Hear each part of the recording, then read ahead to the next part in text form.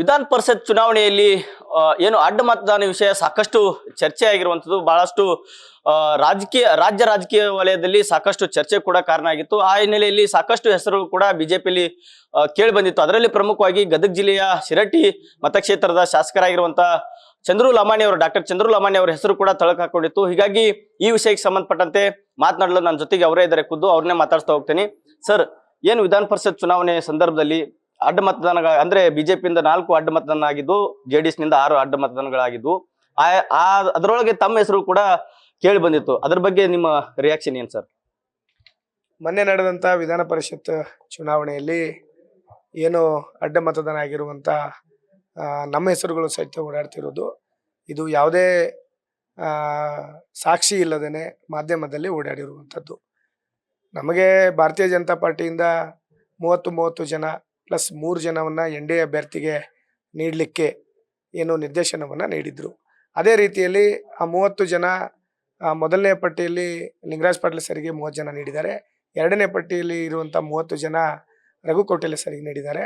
ಇನ್ನು ಉಳಿದಂತ NDA ಅಭ್ಯರ್ಥಿಗೆ ನಾವು 3 ಜನ, ನಾನಾಗಿರ್ಬೋದು, ಕೃಷ್ಣ ನಾಯಕ್, ದುರ್ಯೋಧನ ನಾಯವಳೆ 3 ಜನ ನಾವು NDA ಅಭ್ಯರ್ಥಿಗೆ ನಾವು ಮತವನ್ನ ಚಲಾವಣೆ ಮಾಡಿದ್ವಿ.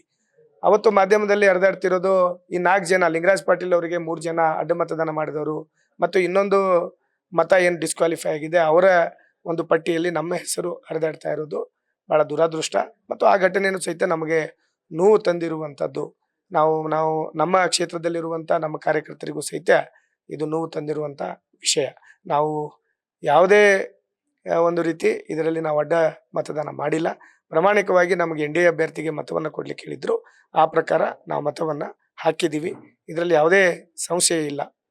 ಅಲ್ಲ ಸರ್, ಈಗ ಆಲ್ರೆಡಿ ಏನು ಅಡ್ಡ ಮತದಾನ ಮಾಡಿದವ್ರ ವಿರುದ್ಧವಾಗಿ ಈಗ ನಿಮ್ಮ ಪಕ್ಷದಿಂದನೇ ತನಿಖೆ ಮಾಡಬೇಕು, ಆ ತರದ ಒಂದು ಸಮಿತಿ ಕೂಡ ಈಗ ರಚನೆ ಮಾಡಿದ್ದಾರೆ CT ರವಿ ಅವರ ನೇತೃತ್ವದಲ್ಲಿ. ಮತ್ ಜೊತೆಗೆ ಈಗ ನಿಮ್ಮ ರಾಜ್ಯಾಧ್ಯಕ್ಷರು ಸಹಿತ ಧರ್ಮಸ್ಥಳದ ಮಂಜುನಾಥನ ಮೇಲೆ ಆನೆ ಪ್ರಮಾಣ ಕೂಡ ಮಾಡೋದಕ್ಕೆ ಪ್ರಯತ್ನ ಮಾಡ್ತಾ ಇದ್ರಿ. ಅದ್ರ ಬಗ್ಗೆ ನಿಮ್ ರಿಯಾಕ್ಷನ್ ಸರ್?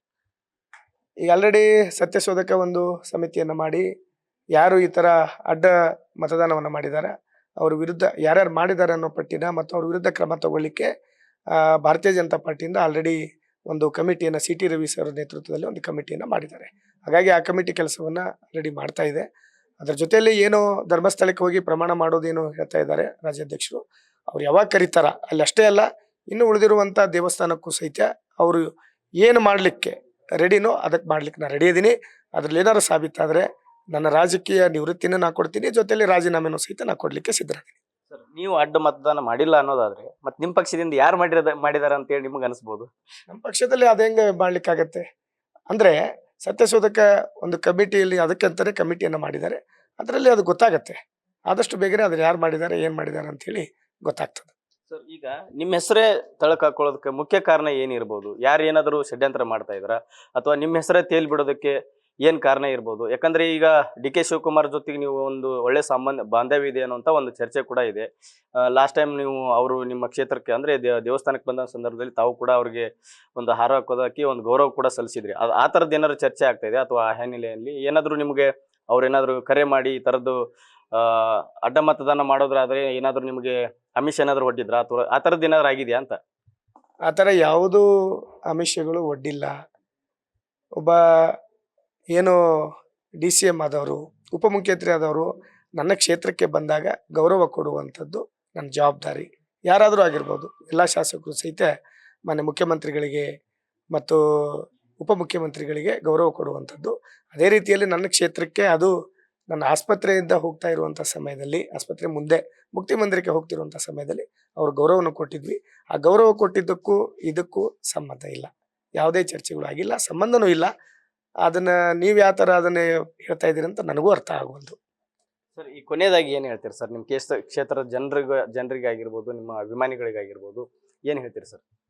ಈ ಮೊನ್ನೆಯಿಂದನೂ ಸಹಿತ ನಾನು ಹೇಳಿದ್ದೀನಿ, ಇದರಲ್ಲಿ ನಮ್ದು ಯಾವುದೇ ತಪ್ಪು ಇಲ್ಲ, ಷಡ್ಯಂತ್ರದಿಂದ ಇದು ಮಾಡ್ತಾ ಇರೋದು. ಇದರಿಂದ ಯಾರು ನ್ಯಾಯಯುತವಾಗಿದ್ದಾರೆ ಅವ್ರಿಗೆ ಜಯ ಸಿಕ್ಕೇ ಸಿಗುತ್ತೆ.